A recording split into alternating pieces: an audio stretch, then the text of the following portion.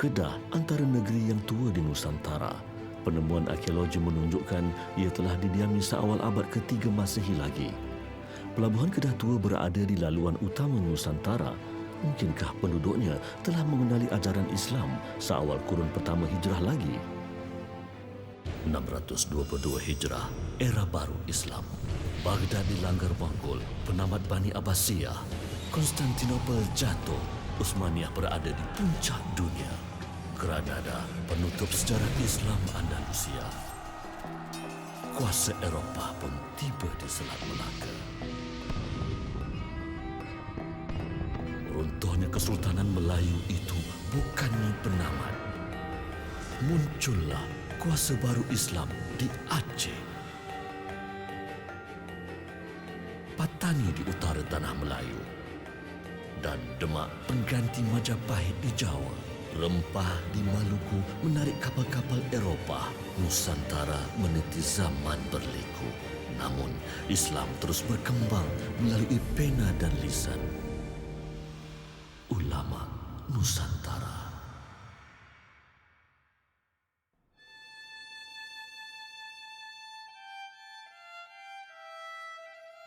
Pelabuhan Kedah Tua dipercayai telah menjadi persinggahan pedagang Arab sejak bermulanya aktiviti perdagangan laut antara Timur Tengah dan China pada abad ke-5 Masehi.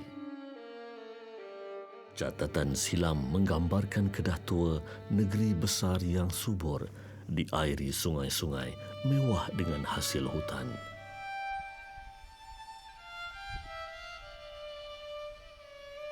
Di Lembah Bujang, Kedah, 50 buah tapak candi kurun ke-4 hingga kurun ke-12 Masehi telah ditemui, menunjukkan kewujudan tamadun silam di Kedah Tua.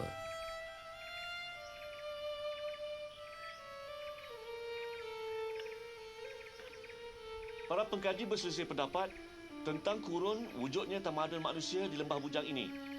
Tetapi berdasarkan kepada tinggalan artifak dan penemuan arkeologi, mereka bersetuju bahawa Lembah Bujang ini adalah antara lokasi tertua wujudnya tamadun manusia di atas muka bumi.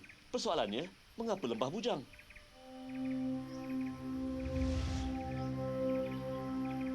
Berpandukan Gunung Jerai, Pelabuhan Kedah Tua disinggahi oleh para pelaut yang berdagang, menambah bekalan maupun menunggu peralihan angin monsun.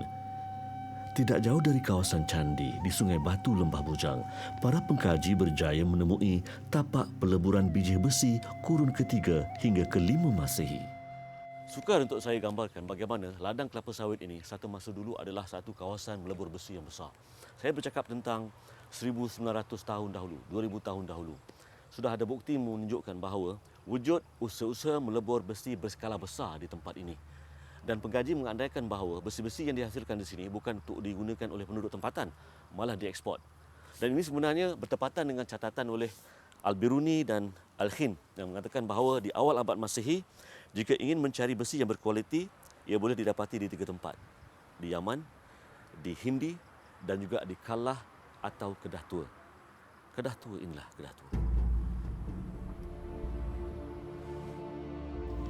Petunjuk arkeologi di Sungai Batu, Lembah Bujang mengesahkan bahawa kaki Gunung Jerai ini telah didiami selewat-lewatnya kurun ke-5 sebelum Masehi, membuktikan kehadiran tamadun tertua Nusantara.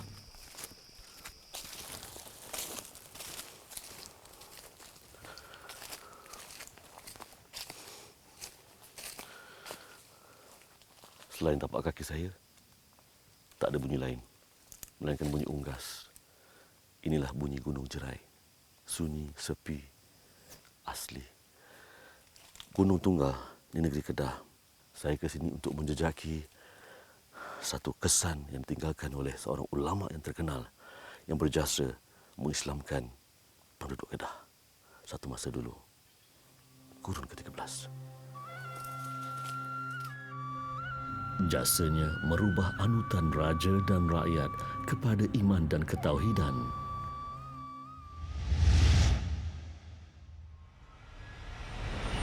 Dan Syainuddin Qamari bersama 11 orangnya datang ke Kedah. Masa itu Kedah masih beragama Hindu, raja pun masih beragama Hindu. Raja yang memeluk Islam itu adalah raja yang ke-8.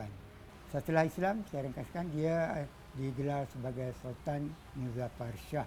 Pada tarikh yang sama 1367 juga Syekh Abdullah menamakan gelaran Kedah Darul Aman.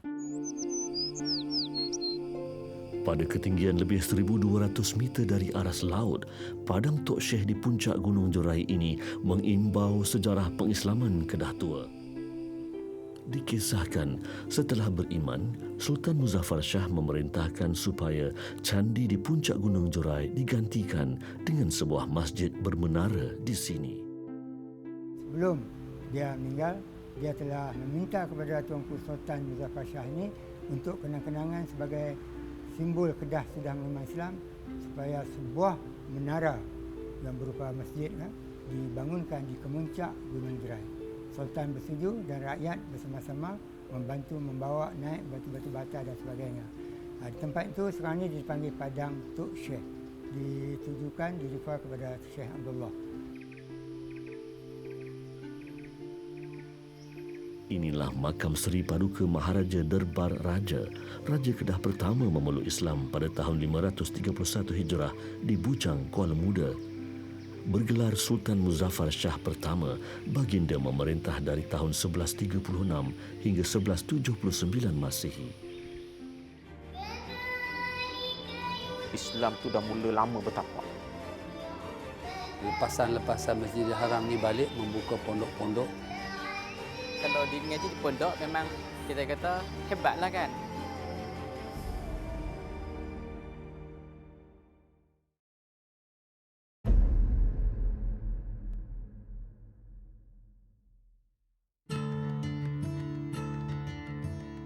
Selain Kedah, Terengganu antara negeri tertua di semenanjung Tanah Melayu. Apakah bukti bersejarah penyebaran Islam oleh alim ulama terawal di negeri ini? Jadi di kawasan lembah inilah batu bersurat itu ditemui. Tempat ini dulu dikenali sebagai Fuluan, sebuah pelabuhan yang sibuk. Ini dulu adalah satu sungai yang besar dan dalam, kapal besar boleh berlabuh. Dan di bawah perdu pokok buluh itulah batu bersurat itu ditemui tersadai. Dan saya rasa saya kena pergi ke situ.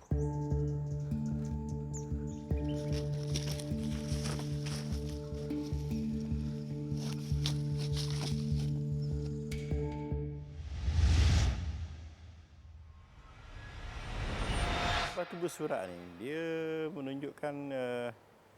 menunjukkan penguatkuasaan dan pelaksanaan undang-undang Islam di Terengganu pada abad yang ke-14. Jadi kalau kita lihat batu bersurat ni di Terengganu ni memang Islam ni telah bertapak jauh daripada tahun 1300 tu, lebih awal. Mungkin dalam abad yang ke-12 ataupun abad yang ke-11. Pasal untuk terbentuknya satu undang-undang ni dilaksanakan di Kuala Berang masa itu, dia menunjukkan telah satu agama Islam yang telah kukuh. Batu bersurat itu dijadikan alas kaki di tangga surau ketika dikesan pada tahun 1902.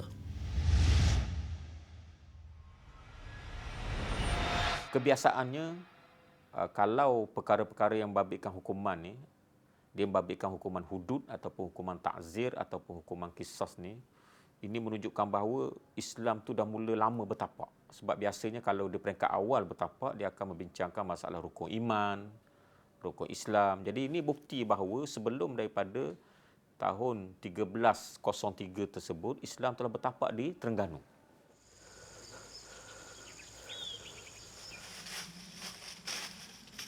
Di kawasan tebing Sungai Tara, Kampung Buluh, Kuala Berang, Hulu Terengganu inilah batu bersurat itu ditemui pada tahun 1887.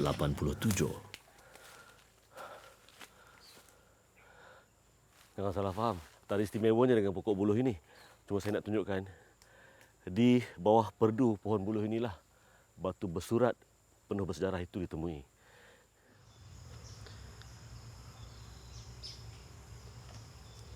Allahu Akbar, Allahu Akbar, Allahu Akbar, Allahu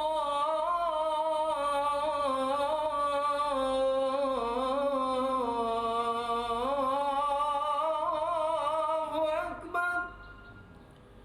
Asyhadu an la Masjid Al-Muhammadi asalnya dinamakan Masjid Besar Kota Baru Kelantan. Suatu masa dahulu, masjid ini menjadi tumpuan ramai pelajar. Mereka kemudiannya boleh melanjutkan pelajaran ke Makkah kerana persamaan sistem pengajiannya dengan Masjidil Haram. Di sinilah ulama besar Tok Kenali mencurahkan ilmu sekembalinya dari tanah Arab. Tok Kenali, nama sebenarnya Muhammad Yusuf bin Ahmad, menamatkan 17 tahun pengajiannya di Makkah dan 5 tahun di Mesir sebelum pulang ke Kelantan pada tahun 1909.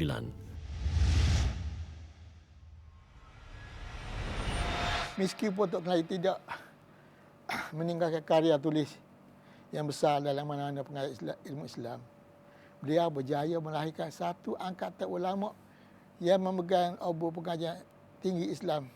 Bukan sahaja di tanah air kita di Kelantan ni, malah di petani, Kamboja, Republik Indonesia dan kawasan serantau. Murid-murid dia cukup ramai.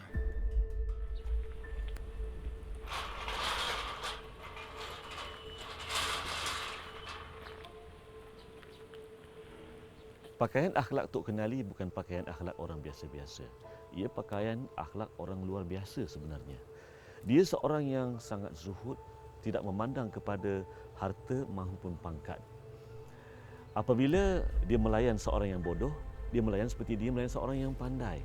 Dia melayan kanak-kanak sebagaimana dia melayan orang dewasa. Apabila diberi, dia kembali memberi. Apabila dijemput, dia akan datang sebagai seorang tukang masak.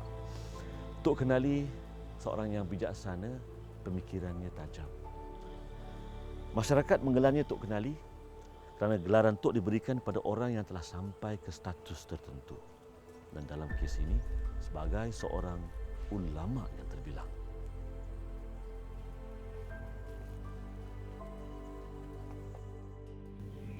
Seperti Patani, Kelantan juga amat sinonim dengan pondok, institusi pengajian Islam tradisional yang berterusan melahirkan alim ulama sejak zaman berzaman. Di Pondok Pasir Tumbuh Kelantan ini, kehidupan warganya bermula sesudah azan subuh. Mengambil model Masjidil Haram di Makkah, masjid menjadi pusat aktiviti pengajian pondok.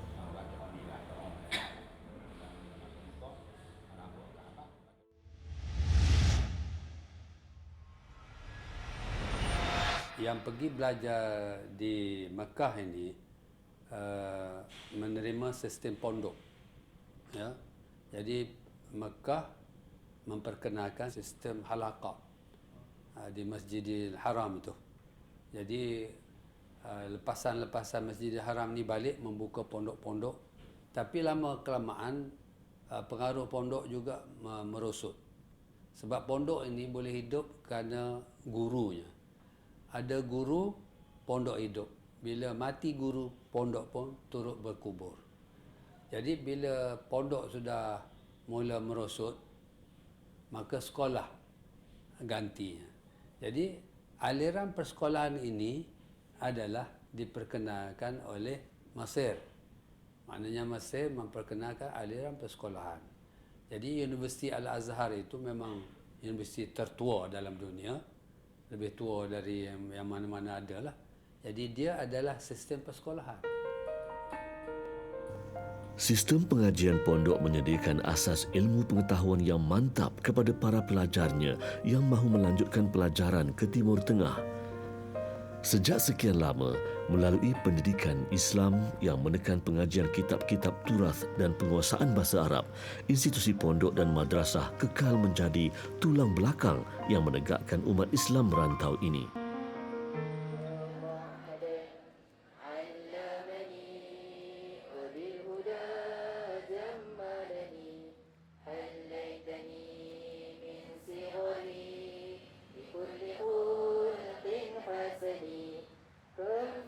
Apabila Duli Yang Maha Mulia Tengku Mahmud meletakkan batu asas pembinaan Maktab Mahmud pada tahun 1936, baginda berhasrat menjadikannya pusat penyebaran agama Islam, bahasa Arab serta mengeluarkan tokoh-tokoh pemimpin dan ulama yang berjasa.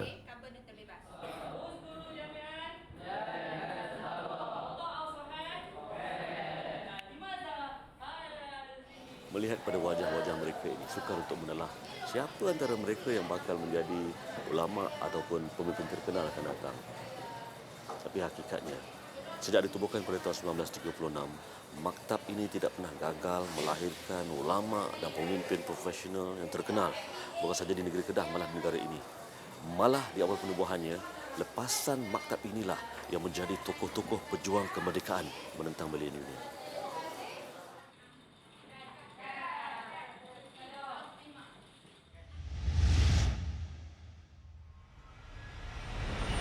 Maktab Mahmud, dia menggunakan pakai sistem pondok.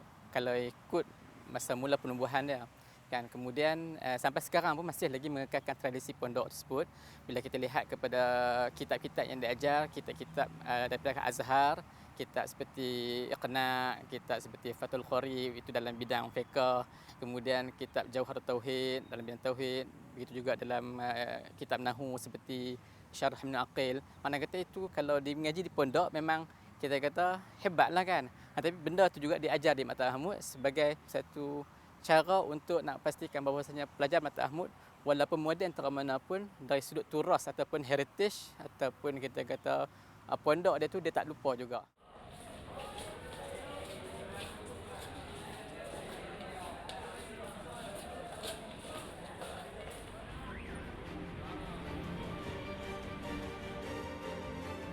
Ruak ni bawa maksud penginapan. Ilmu ni bersambung. Silsilahnya sampai kepada Rasulullah.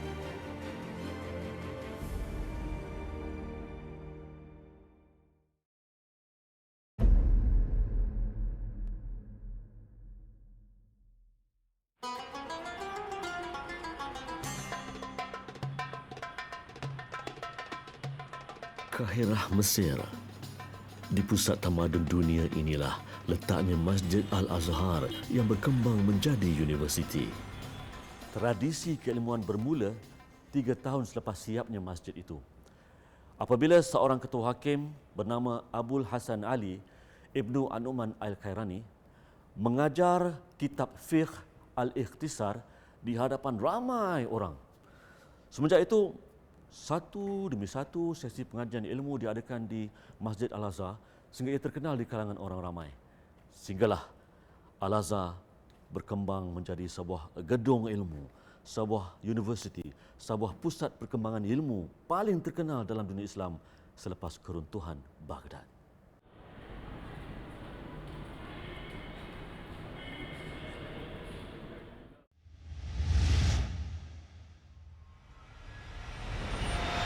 الأزهر الشريف كعبة العلماء قصده طلاب العلم من كل أنحاء الدنيا ووجهوا وجوههم شطرة كي ينهلوا من معين علمائه وينالوا حظا من المعارف والعلوم التي كانت تدرس في أروقته فكان لكل دولة من الدول ولكل شعب من الشعوب رواق خاص بهم.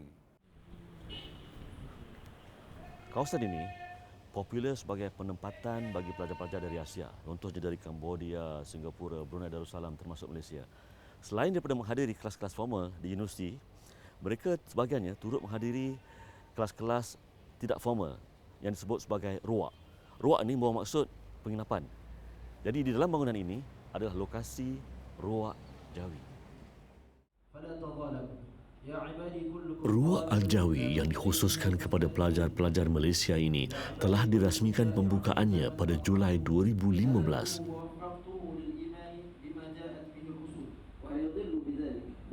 Menurut Syekh Ruak Al-Jawi ini, pengajian di ruak amat mementingkan sanad dalam penyampaian ilmu. Jadi iradatuka tajri ma'a iqamatillah iyyaka fil asbab.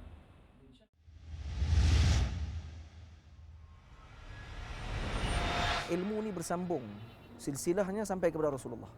Bila kami mengaji dengan orang yang pernah mengaji dengan orang yang pernah mengaji dengan sampai kepada pengarang kitab, kefahaman kitab tadi ini tidak akan lari daripada kebenaran.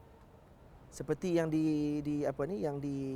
disusun, yang ditulis, yang dimaksudkan oleh pengarang sendiri akan sampai kepada kita. Berbeza dengan orang yang baca sendiri. Sebab apa? Sebab kefahaman tidak akan jelas. Dan dia mungkin sampai dengan nafsu dia sendiri.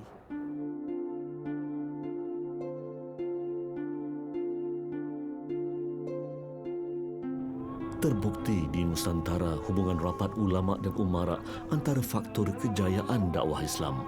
Sultan-sultan di Nusantara sentiasa menyokong usaha alim ulama mendidik rakyat jelata. Sebenarnya, ia mengambil teladan yang ditunjukkan khalifah-khalifah Islam yang lebih awal seperti Khalifah Utsmaniyah Turki Sultan Muhammad Al-Fatih yang berjaya membuka kota Konstantinopel pada tahun 1453. Ketokohan khalifah itu serta sikapnya terhadap ilmu dan ulama menjadi contoh kepada sultan-sultan di Nusantara.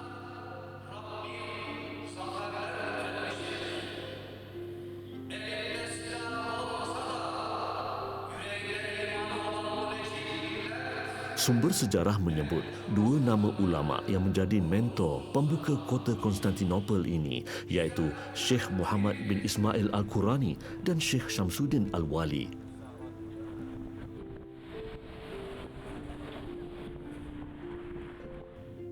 Sultan Muhammad Al-Fatih mendapat pendidikan Al-Quran daripada Syekh Muhammad bin Ismail Al-Qurani, sementara Syekh Syamsuddin Al-Wali pula membimbing serta memberi pendidikan ilmu-ilmu Islam. Masjid Al-Fatih ini mengingatkan pengunjungnya kepada Sultan Muhammad kedua itu. Bukan hanya kerana berjaya meletakkan dirinya di takhta Kaisar Empayar Rom, bahkan kerana rapatnya hubungan Khalifah Utsmaniyah itu dengan alim ulama. Masjid Empayar ini hanya mula dibina sedekad selepas pembukaan Konstantinopel. Selain menempatkan kemudahan awam seperti hospital, termasuk dalam pelan kompleks masjid ialah 8 buah madrasah dan sebuah perpustakaan. Ia memperlihatkan sikap sultan yang amat mementingkan ilmu pengetahuan.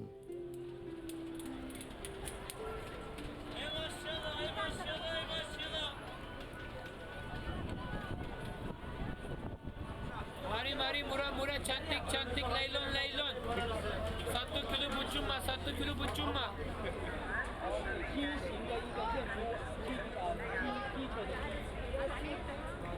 Masjid Sulaimaniyah, antara mercu tanda Istanbul, mula dibina pada tahun 1550 atas perintah Sultan Sulaiman Al-Qanuni. Kompleks masjid ini turut menempatkan 4 buah madrasah dan sebuah pusat pengajian hadis selain kemudahan awam lain. Ternyata pendidikan sentiasa mendapat keutamaan pemerintah Islam. Bermula dengan halaqah ilmu di masjid, ia berkembang menjadi madrasah dan universiti, menggambarkan positifnya hubungan umara dengan alim ulama di barat dan timur dunia Islam. Apabila Melaka dikuasai Portugis, Kesultanan Aceh bangun sebagai kuasa baharu Islam di utara Pulau Sumatera. Begitu juga Kesultanan Demak yang dipimpin Raden Fatah merintis laluan dakwah di Pulau Jawa, didukung alim ulamanya Wali Songo. Saat Eropah memeras Nusantara, ulamanya bangun berjuang. Di rantau ini, mereka bersilih ganti, menyambung mata rantai kenabian di landasan Ahlul Sunnah wal Jamaah. Di rantau ini, Islam berdaulat kerana mereka, ulama Nusantara.